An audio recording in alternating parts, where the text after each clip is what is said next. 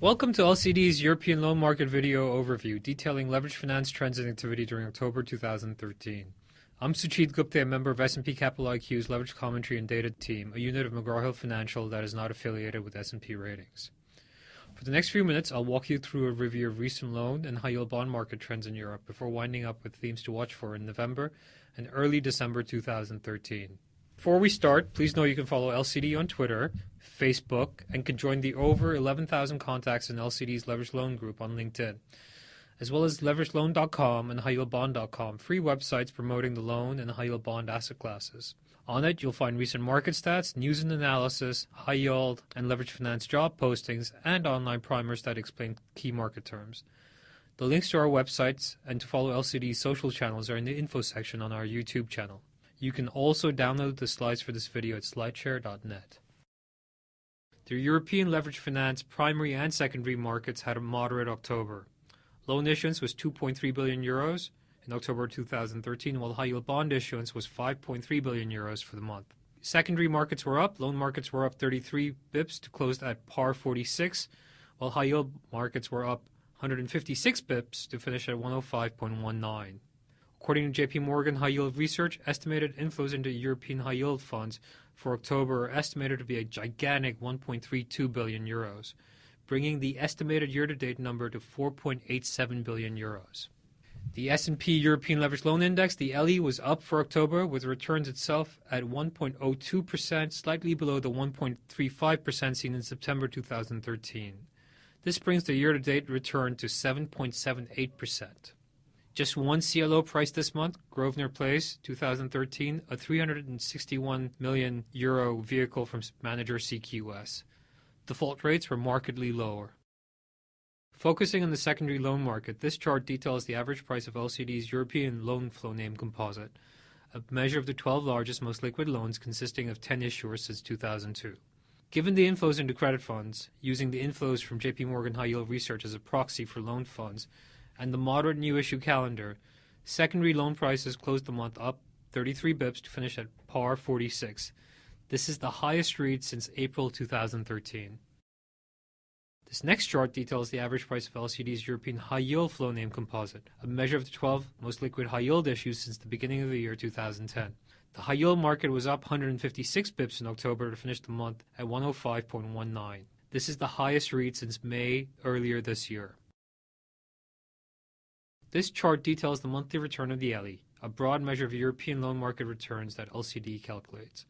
All returns are ex-currency unless otherwise stated. The LE was up 1.02% for October, down slightly from the 1.35% seen in September. This brings the year-to-date return to 7.78% versus 7.84% for the same period last year. Now we turn from the secondary to the primary.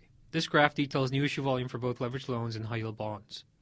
October was a frustrating month as strong technicals helped boost asset prices but did not yield as much supply as hoped. LCD counted 9 loan launches for a total volume of 2.3 billion euros, compared with 16 deals for 4.3 billion euros in September. This autumn slowdown should not detract from a strong year, however, and October's total mean senior loan activity in 2013 now exceeds volumes in every year since 2007. All of the launches found a welcoming investor response, allowing borrowers such as Scandlines, which syndicated 875 million euros all senior refinancing, to tighten pricing and loosen terms. In bonds, activity was brisker.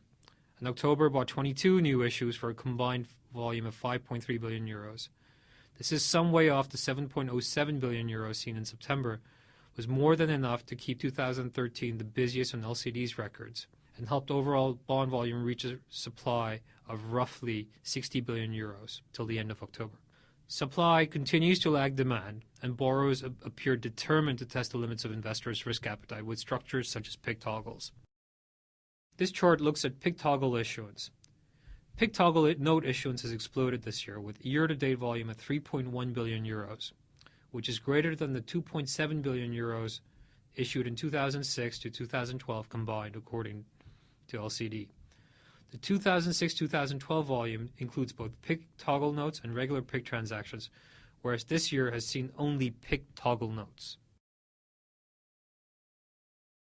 The default rate by principal amount stayed at 3.1% at the end of October, down from 4.2% at the end of August 2013. The default rate by issuer count fell to 5.2% at the end of October from 5.6% at the end of September 2013.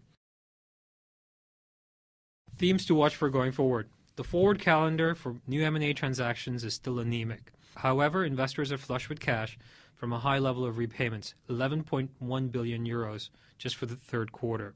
And with PE-backed issuers expected to file for their IPOs in the next quarter or so, that number seems only likely to rise. What does that mean for the market? It means that the pendulum has shifted back towards issuers. Terms and pricing and structure will be dictated far more by issuers than by investors.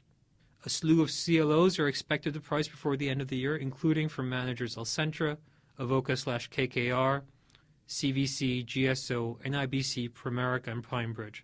However, even with the pickup in new CLO issuance, there's still not enough of it to replace the existing CLOs. That brings us to the end of our overview. I hope you found it informative. We'll update the analysis each month and plan to have analysis of other specific European market segments going forward. Check out LCD's YouTube page for other video analysis of the leveraged finance market, including U.S. loan market wrap-ups. The link to the page is in the description for this video. For more information on LCD's news or research in Europe, you can contact Anna Cini. You can email her by clicking on the link in the info box. Thanks very much. We'll see you soon.